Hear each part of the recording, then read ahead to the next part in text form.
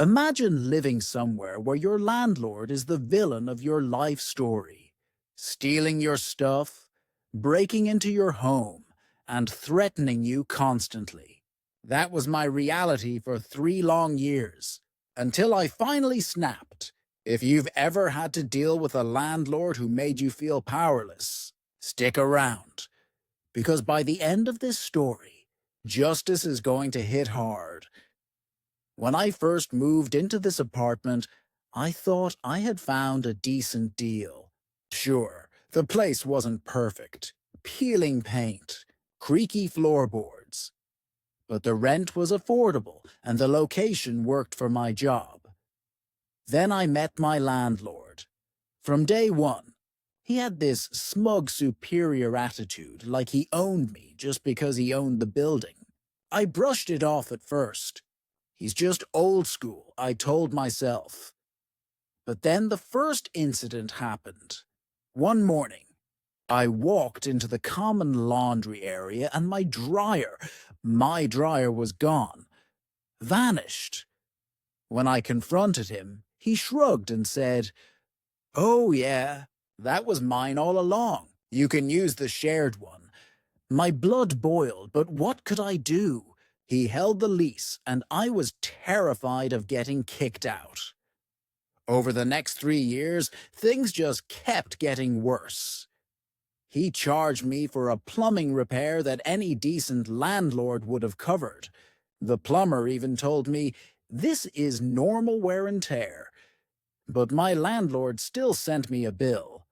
I paid it, late and bitter.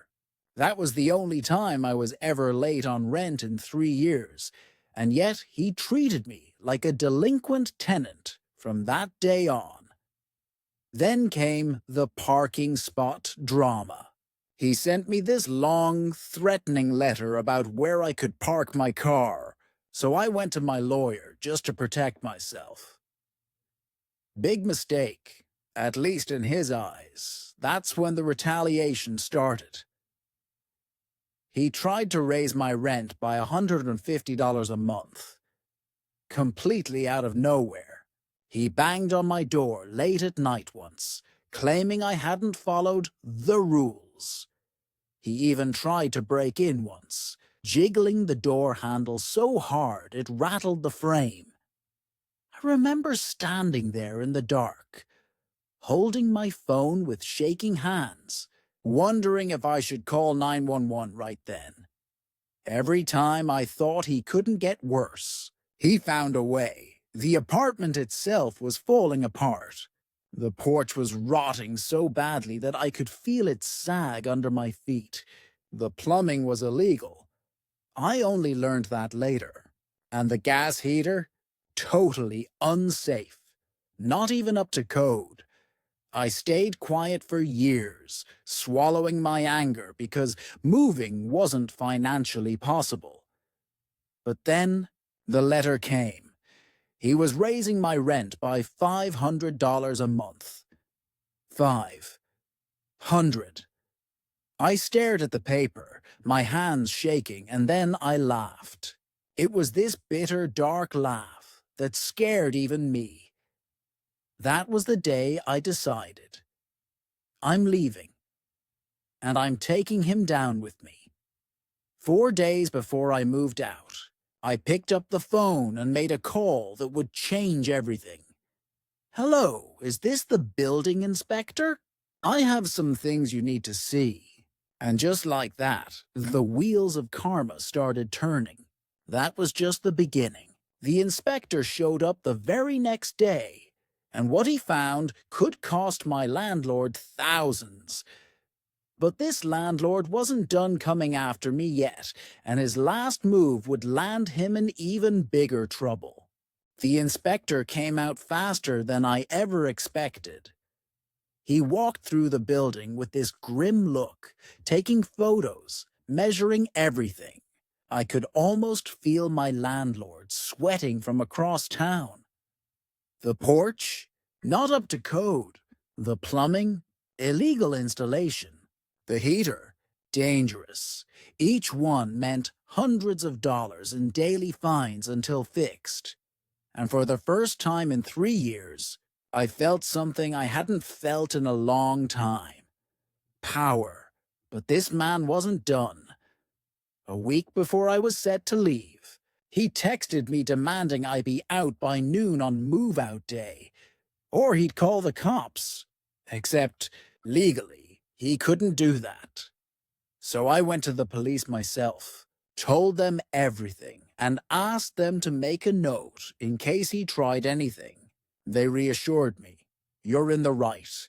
He can't force you out before your lease ends." Sure enough, on moving day, he showed up. He pounded on my door, shouted through the walls, and threatened to have me dragged out. I called the police. When they arrived, they told him to back off. I thought that would be the end of it. I was wrong. Later that day, I left to move a few final boxes to storage. When I came back, I froze in disbelief. He had nailed my door. Shut actual nails. Hammered through the frame, sealing the door closed. My blood went cold.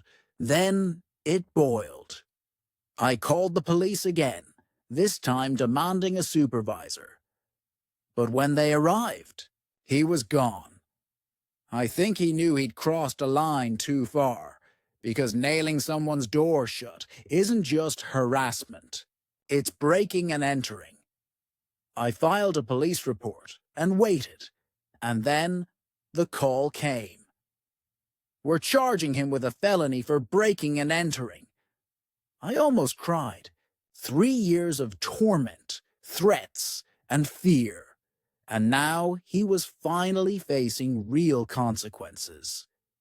Add that to the thousands of dollars in fines he was racking up from the inspector, and it was like watching karma hit a home run. Driving away from that place for the last time felt like shedding 100-pound weight. Justice doesn't always come fast.